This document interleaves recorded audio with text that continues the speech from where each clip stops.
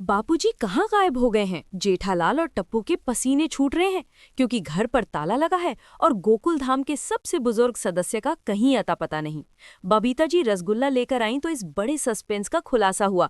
ऊपर से भेड़े की अचानक आई छींक ने किसी बड़े अपशकुन का इशारा कर दिया है।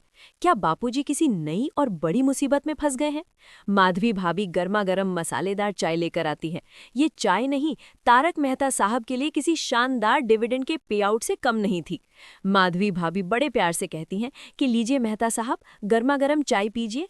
मेहता साहब, जिनका जीवन उनकी पत्नी अंजलि के डाइट फूड के कारण किसी घाटे वाले टेक स्टार्टअप जैसा सूखा हो गया है, वो उस चाय को देखकर ऐसे खुश हुए जैसे उन्हें कोई बहुत बड़ी वेंचर कैपिटल की फंडिंग मिल गई हो। उन्होंने तुरंत थैंक यू कहा। उनके चेहरे की चमक किसी नए आईपीओ के लॉन्च होने जैसी थी।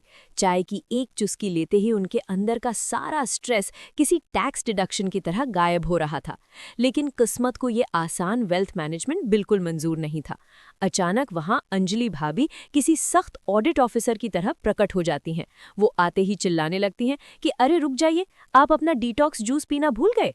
अंजलि ने ऐसा भयंकर हरे रंग का जूस बनाया था जो दिखने में किसी खतरनाक केमिकल रिएक्शन जैसा लग रहा था। अंजलि उन्हें खूब सुनाती है कि ऑफिस के लिए देर हो रही है बोलकर आप निकल गए और यहाँ आराम से चाय उड़ा रहे हैं। मेहता साहब अपनी सफाई में सीधे साधे भिड़े को फंसा देते हैं कि भिड़े ने ही मुझे फोर्स किया था कि आए हो तो चाय पी कर जाओ। कि हाँ हाँ, भिड़े ने ही कहा था। लेकिन अंजलि भड़क जाती है कि ये मेरा जूस वेस्ट हो जाएगा और मुझे बुरा लगेगा, उसका क्या। माधवी बीच बचाव करते हुए कहती है कि अंजलि भाभी, मेहता साहब को चाय पीने दीजिए, ये जूस थोड़ा चेंज के लिए बाद में पी लेंगे।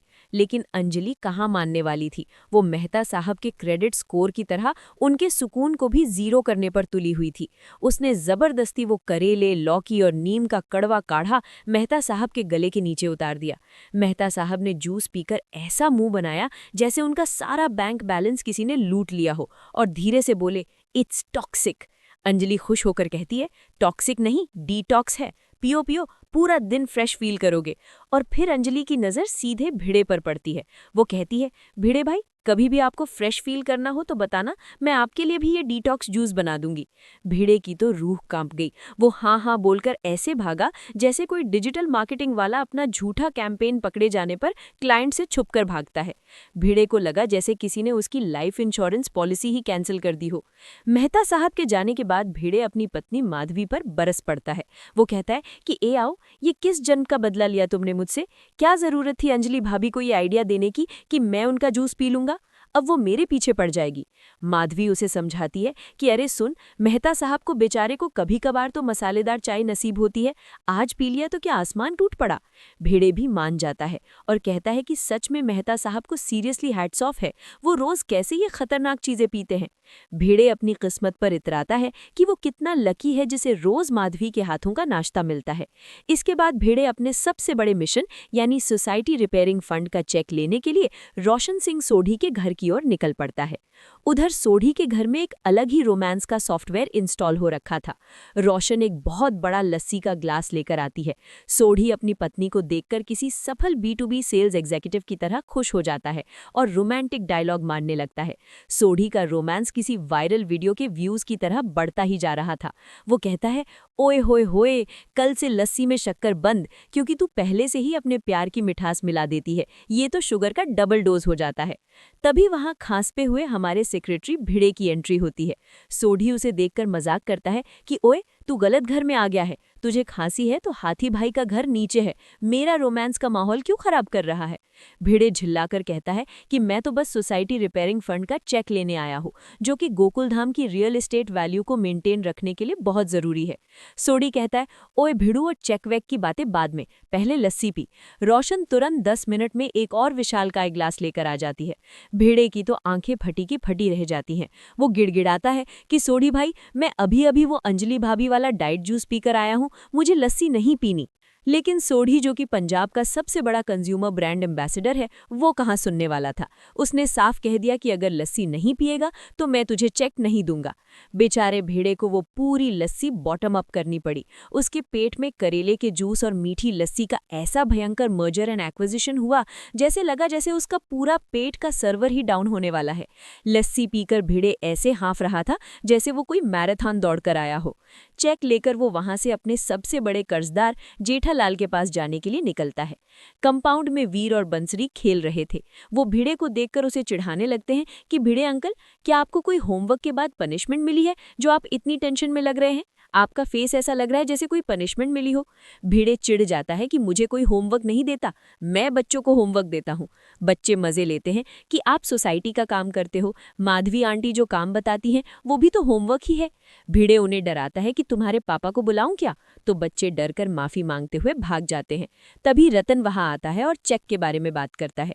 भेड़े खुद से बड़बड़ाता है कि जेठालाल ने 2 बार याद दिलाने पर भी अभी तक पैसे नहीं दिए, आज तो उससे किसी मॉर्टगेज लोन की तरह पूरी रिकवरी करनी ही पड़ेगी। भिड़े जेठालाल के घर के बाहर जाकर चिल्लाता है, ओए जेठालाल। तभी अंदर से बापूजी की आवाज आती है। बापूजी छुपकर भिड़े से ही छुपा छुपी खेलने लगते हैं। भिड़े परेशान हो जाता है कि चाचा जी ये क्या बचपना है, मैं आपके साथ छुपा छुपी क्यों खेलूंगा। बापूजी किसी तगड़े साइबर सिक्योरिटी एक्सपर्ट की तरह उसे पकड़ लेते हैं। जब भिड़े बापूजी को बताता है कि वो जेठालाल से चेक लेने आया है, तो बापूजी कहते हैं कि वो तो दुकान चला गया।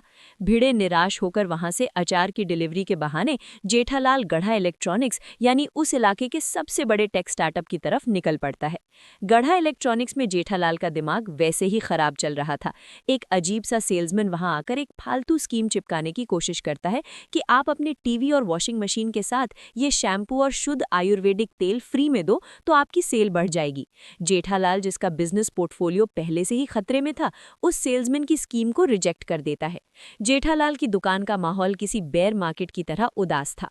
जेठालाल नट्टू काका से पूछता है कि दलपत भाई और हीराबाई का पेमेंट आया। नट्टू काका साफ मना कर देते हैं। जेठालाल टेंशन में आ जाता है कि अगर सबका पेमेंट ऐसे ही अटक गया तो मेरा कैश फ्लो और सारा रोलिंग कैसे चलेगा। बाघा भी बीच में बोलता है कि सच में जिन्हें पेमेंट देना है वो भी अटक जाएगा। तभी वहां भिड़े पहुंच जाता है। भिड़े को देखते ही जेठालाल अपने पेट्रोल और डीजल बचाने का ज्ञान देने लगता है कि टाइम पास करने के लिए पेट्रोल क्यों जलाया। भिड़े गुस्से में कहता है कि वाह जेठालाल, मुझे दुनिया के कठिन वक्त की टेंशन मत बता, मेरी टेंशन वो रिपेयरिंग फंड का चेक है। जेठालाल अपनी चालाकी दिखाते हुए कहता है कि अरे भाई, दुनिया में जो ग्लोबल टेंशन चल रही है उस वजह से मेरे सारे ग्लोबल पेमेंट अटक गए हैं, मार्केट डाउन है, जैसे ही एक आध पेमेंट आएगा मैं तुरंत चेक दे दूंगा। भिड़े को 2 दिन का पक्का वादा मिलता है। भिड़े जाने लगता है, लेकिन जेठालाल उसे रोककर बाघा से जबरदस्ती रोज फालूदा मंगवा लेता है। बाघा बेवकूफी में पूछता है कि हर रोज वाला रोज या गुलाब वाला रोज। जेठालाल उसे डांटकर फालूदा मंगवाता है। भिड़े का पेट, जो पहले ही करेले के जूस और मीठी लस्सी के कॉकटेल से किसी ओवरलोड सर्वर की तरह क्रैश होने की कगार पर था, उसमें अब फालूदा भी चला गया। भिड़े मजे से पीता है और जेठालाल को 1-2 दिन में चेक देने की बात याद दिलाकर निकल जाता है। जेठालाल, टप्पू, बबीता जी, रोशन और अंजलि भाभी सब भयंकर टेंशन में हैं। बबीता जी बताती हैं कि वो रसगुल्ला देने गई थी, लेकिन घर पर तो ताला लगा है। टप्पू परेशान है कि दादाजी अभी तक घर क्यों नहीं आए। सब कयास लगा रहे हैं कि क्या बापूजी कहीं रास्ता भटक गए या खो गए।